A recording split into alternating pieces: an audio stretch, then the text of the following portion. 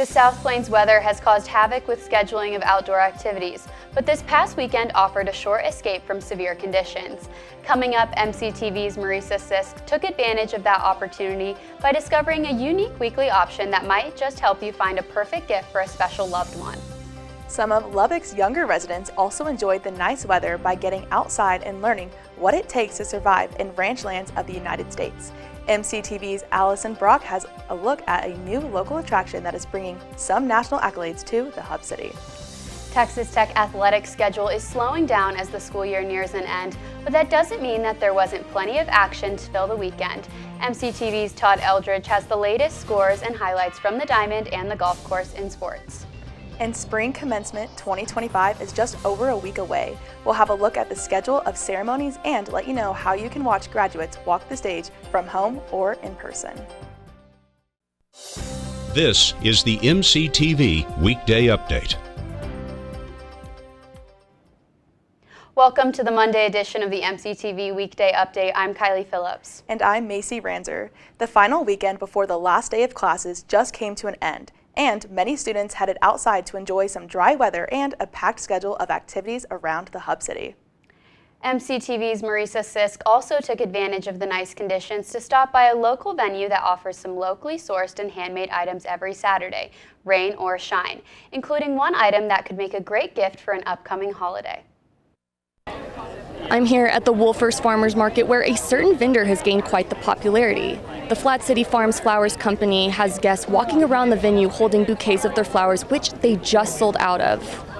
Flat City Farms Flowers is a floral company which sells products consisting of the very flowers they plant by hand and grow in Lubbock. These beautiful and vibrant flowers stole the show at the Wolfers Farmers Market as attendees crowded the venue to get their very own bouquet. I think people like to bring a little bit of the beauty into their home. I do think people appreciate that it's locally grown as well. It is a hard challenge to grow flowers here in West Texas, and so I think people appreciate that. These vendors may have sold out at the venue today, but they still have more flowers at the farm, and with Mother's Day right around the corner, you still have a chance to get your mom some flowers as the company pops up around the city in the upcoming weeks. So Mother's Day is our biggest day of the year by far, so we basically can't cut enough to sell on Mother's Day. So we'll actually be out front at KK's Corner Mall in 66th and Indiana, starting at least Friday, maybe even Wednesday or Thursday, depending on how many flowers we have. So we'll be out there, and then we'll be here Mother's Day weekend as well. To appreciate some unique homegrown flowers, the company's florists encourage you to check out Flat City Farms Flowers. If you didn't get a chance to buy some flowers today, don't fret. They'll be back here next Saturday, and you can also place an order at flatcityfarms.com. For MCTV, I'm Marisa Sisk. Back to you guys at the desk. Thanks, Marisa. Mother's Day may not be until next weekend, but some local residents and businesses took time to celebrate an unofficial holiday yesterday that allowed them to show off their love of one of the most popular movie franchises of all time. May the 4th, also known as Star Wars Day, was celebrated around the world on Sunday. The force was strong here in Lubbock as many Star Wars and LEGO fans lined up to see both worlds collide. Local LEGO store Bricks and Minifigs had a lot of rare and unique Star Wars LEGO sets on display during their May the 4th Be With You event to celebrate the big day. The store buys, sells, and trades Legos, so most of the sets on display came from previous owners who wanted to share their love of Star Wars.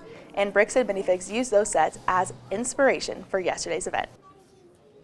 Just like with Lego and Star Wars, creativity and imagination, it has no bounds. They come together and they can make your imagination fly. We celebrate. We have with vintage Star Wars sets, we have new Star Wars sets, we have anything that a Lego enthusiast would want.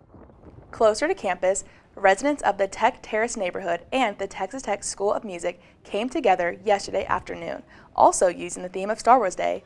Art Beat the Sidewalker Saga took place in the Tech Terrace from 1 to 4 p.m. on Sunday. Attendees gathered on 26th Street between Canton and Elgin Avenues to enjoy live music and dance performances by Tech students. There were also special appearances by Star Wars fans in costume who held an impromptu parade down the street to celebrate May the 4th. Afterwards, members of the Texas Tech dance team were available to pose for pictures. Along with the entertainment, the first 100 people at the event received a free Art Beat Star Wars themed t-shirt to commemorate the occasion. The weather over the weekend gave several local groups the chance to fit in rescheduled events that were previously canceled due to the wild weather we've experienced this spring. Several outdoor options lucked out as sunshine and mild temperatures returned to the area on Saturday. The National Ranching Heritage Center was one of the beneficiaries of the beautiful conditions, giving them the chance to welcome in the community for the 56th annual Ranch Day. The yearly event takes over the entire facility at the NHRC, giving kids of all ages the chance to learn about ranch science, history, and the skills needed to be a successful ranch hand. Each child was given a work card that included 6 activities to be completed at stops throughout the center.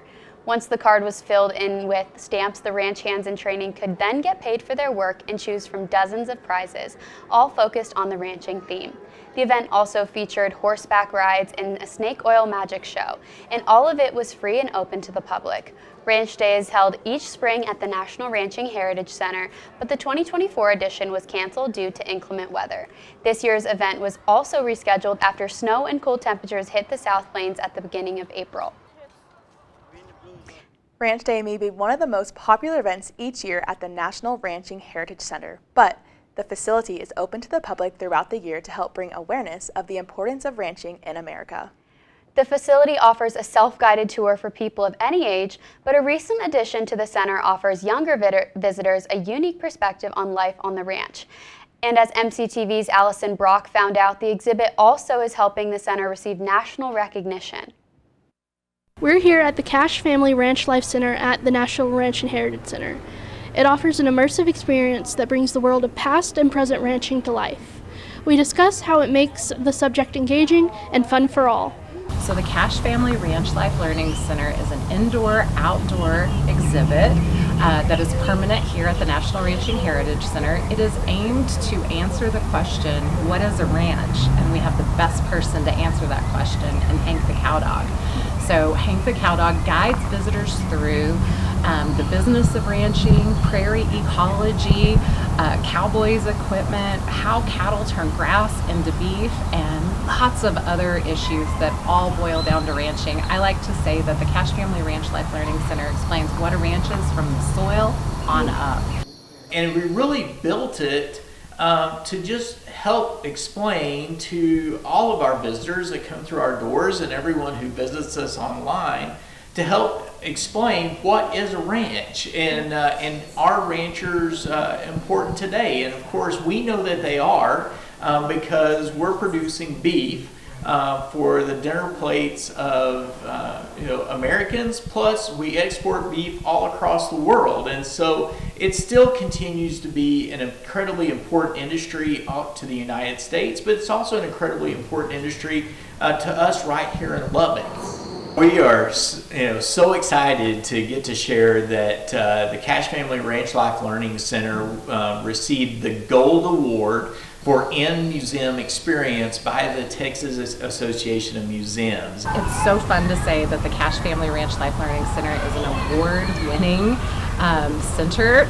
Recently, we won the Texas Association of Museums Tammy Award for Best Museum Experience, and we got the top one. We got gold, so we're super proud of that and very honored and thrilled to be recognized by the museum industry for the amazing work and collaboration that came together to make this center happen. The Cash Family Ranch Life Learning Center is open 7 days a week and open to the public. The admission is free.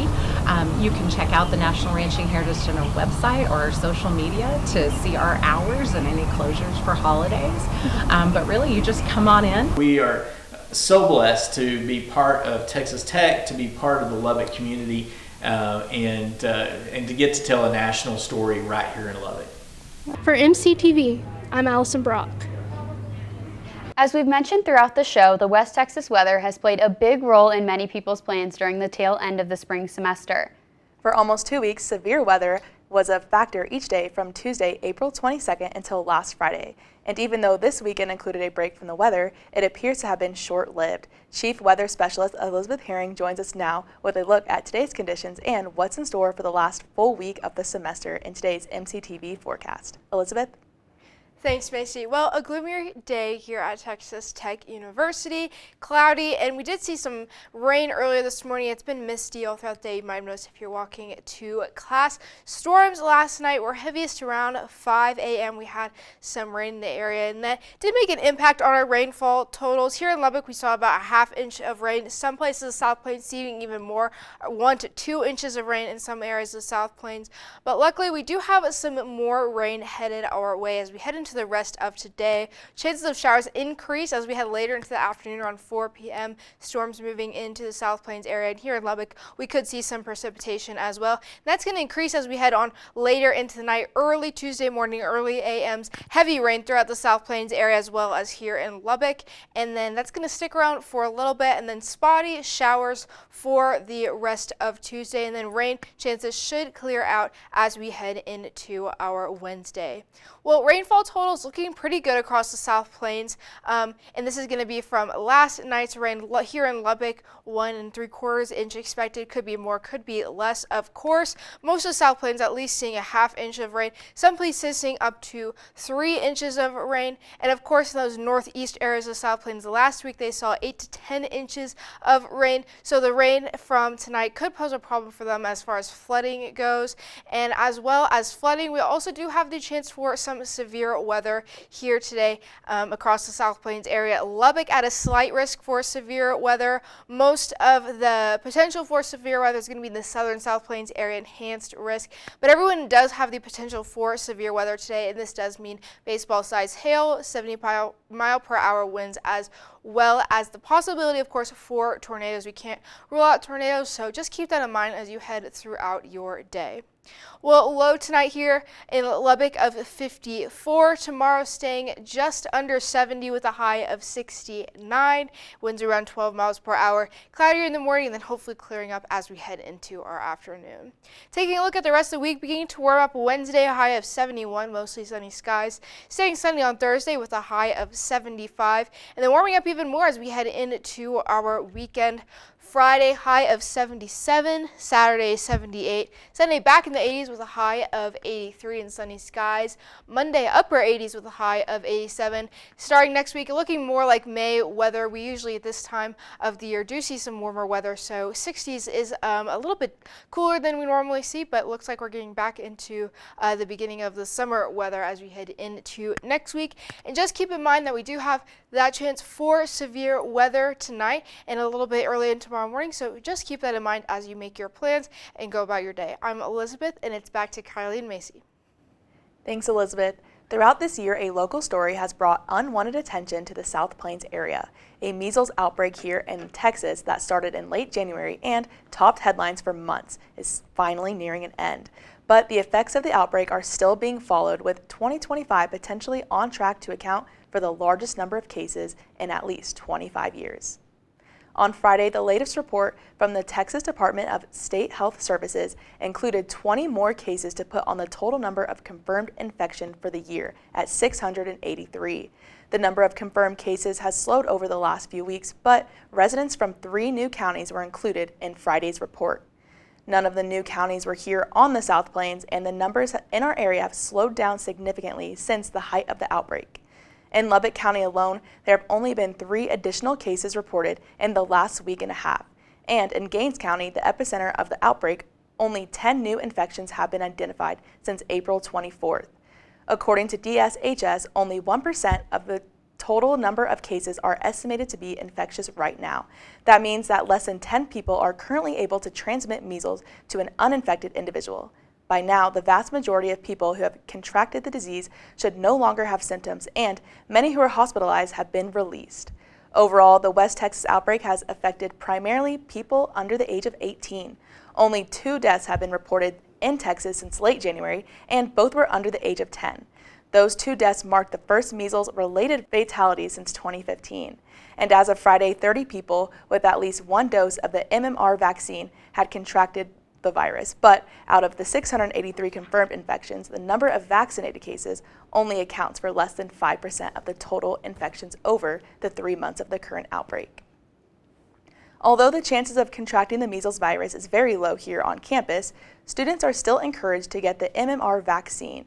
Student Health Services is still providing the vaccine to any student who is interested, and they can also answer any questions you have regarding measles and also schedule an appointment if you have concerns or symptoms. Just call 806-743-2848 for more information. With the school year nearing an end, many Red Raiders are reflecting on the past 2 semesters and the experiences they've had here at Texas Tech. While some students may have primarily focused on schoolwork, others found their place in one of the university's many organizations and groups. MCTV's Isa Castillo recently took a trip to the far west side of the hub city to find out about one group of students who have built a special relationship while competing for a team with roots right here in West Texas. Now, when you think of West Texas, many people might think of ranches, horses, and the cowboy way of life. Now, the Texas Tech Ranch Horse Team has managed to successfully combine all of these things and create the nation's first collegiate ranch horse program. So I feel like they were just one big family. What was first founded by Chris Wilson in 2005, the Texas Tech Ranch Horse Team has grown to become much more than a program for its members. With multiple opportunities to grow in and outside of the arena, Coach Justin Stanton says the goal is for the team to take the skills they have learned into their future careers. I just want Texas Tech Ranch Horse Team to be the most sought after students. When these students leave this program, I want there to be a waiting list of people ready to hire them, and that all starts with the legacy that these kids are creating right now. Stanton says this legacy is about knowing what you're going to do to make the team better, and many of the teammates enjoy this challenge. Senior Casey Maurer says, despite her desire to succeed individually, she's grateful for her team's willingness to work together and support each other. Yeah, I think the biggest thing is that, of course, everybody wants to win here on the team, but also everyone wants to make the horse better, wants to make them better, themselves better as a rider. And so just being able to bounce ideas off of each other and, like, when things aren't working, asking people, what do you think? It makes it such a cool system in itself as part of the team. Senior Cora Dodson says her teammates have taught her a lot of things beyond just leadership while being a part of the team. I was asked if humility or confidence was more important, and I've learned that they both go hand in hand. You have to be confident, but you also have to have the humility to be able to be okay if you lose, be okay if you fail. And so I feel like that's my biggest takeaway so far. And Dotson says she will carry this with her after graduation. Now, outside of trainings and competitions, the Texas Tech Ranch Horse Team not only provides opportunities for its members to become leaders, but also for them to all become a close-knit family. For MCTV, I'm Isa Castillo. Back to you. Thanks, Isa. Speaking of teams, Texas Tech Athletics had a couple of groups out on the diamond again, and at least one Red Raider competing on the golf course with hopes of scoring another win for the Red and Black. MCTV's Todd Eldridge joins us now with the details on all the latest action in sports. Todd? Thank you, Kylie and Macy. This weekend was a little light on the action for Tech athletics with only softball, baseball, and women's golf competing. But there was one big award earned in tennis for one of Tech's most successful seasons. First, round one of the NCAA Women's Golf Tournament Regional began on Sunday, and Tech's Klara Hertova looked to get off to a fast start. Players managed to avoid the rain by playing Sunday. However, the wind gusts challenged all of them. Hertova was part of the last group to tee off at 3:20 and finished around dusk with an 11 over par. Hertova's first round wasn't the start she was hoping for, but don't count her out as her familiarity with the Rawls course has seen her shoot 5 under par in the past. Round 2 is currently underway at the Rawls course, and play continues through Wednesday. You can keep up with Hertova's progress through texastech.com. Tech baseball started strong, but their scoring struggles continued over the weekend. The Red Raiders played a 3-game series against West Virginia, with Friday's game being postponed into a Saturday doubleheader due to weather. Tech got a hot start to the series they were looking for, grabbing a 6-4 win. However, their scoring struggles continued in the second game as the Mountaineers stole a narrow 3-2 victory. And then Tech's bats went ice cold on Sunday as the Mountaineers handed Tech their first shutout loss for the season in the series closer, 5-0. Unable to find a consistent winning formula so far, Tech looks to bounce back quickly with one midweek game against the New Mexico Aggies tomorrow at 6 p.m. Staying on the diamond, Tech softball closed out the regular season over the weekend with a 3-game series against BYU. The 11th-ranked Red Raiders opened up the series with Nigeri Kennedy racking up her 22nd win on the mound and also hammered in her 8th home run of the season. On Friday, the defensive struggle swung the Cougs' way as Tech held a lead into the 6th inning until BYU scored 2 runs in the bottom of the inning. With Tech unable to answer in the 7th, the Cougs stole the 2-1 victory. Tech would then answer back with Kennedy holding the Cougs to 1 run, sealing Tech's 2-1 victory and Kennedy's 23rd win on the season. The Big 12 tournament kicks off Wednesday in Oklahoma City, with Tech getting the first round bye as regular season champions. Tech will take on the winner of the 8th and 9th seed game Thursday at 1:30 p.m., and that will be on ESPN+. After capturing the regular season and Big 12 tournament titles, women's tennis coach Adam Herring was named Big 12 Coach of the Year. In his 3rd season, he led the Red Raiders to a 22-2 record. In that time, he has become the winningest coach for Texas Tech tennis with 56 wins, the most since Mickey Bowes recorded 49 wins from 1980 to 1983. This is his first Coach of the Year award. And that's a wrap for MCTV Sports for this semester. I'm Todd, your resident non-trad sports nut, and it's back to you, Kylie and Macy. Thanks, Todd. As we've mentioned, the end of the semester is coming up fast, and the 2025 spring commencement ceremonies will be taking place in less than 2 weeks. Next weekend, thousands of students are expected to receive their diploma during 7 ceremonies at the United Supermarkets Arena. Graduation exercises start on Thursday, May 15th, with 2 ceremonies for students receiving master's or doctorate degrees. At 1 p.m., graduates will include students from the Colleges of Architecture, Education, Engineering, and the Graduate School. Later that evening, students receiving graduate degrees from the Colleges of Agricultural Sciences and Natural Resources, Arts and Sciences, Business, Health and Human Sciences, Media and Communication, and Visual and Performing Arts will walk the stage at 6 p.m. Friday's schedule starts at 9 a.m. with students receiving bachelor degrees from the Colleges of Arts and Sciences and continues at 1:30 p.m. with graduates from the Honors College, Agricultural Sciences and Natural Resources, Media and Communications, and Health and Human Sciences. The final day of the spring commencement is Saturday, May 17th. Undergraduate exercises will continue with students from the College of Education and Business at 9 a.m. The afternoon session on Saturday is scheduled at 1:30 p.m. Graduates in that ceremony will include students from the College of Visual and Performing Arts, Architecture, Engineering, and the School of Professional Studies. The final ceremony starts at 6 p.m. and features all graduates from the School of Law. Each of the 7 commencement ceremonies will be held in the United Supermarkets Arena.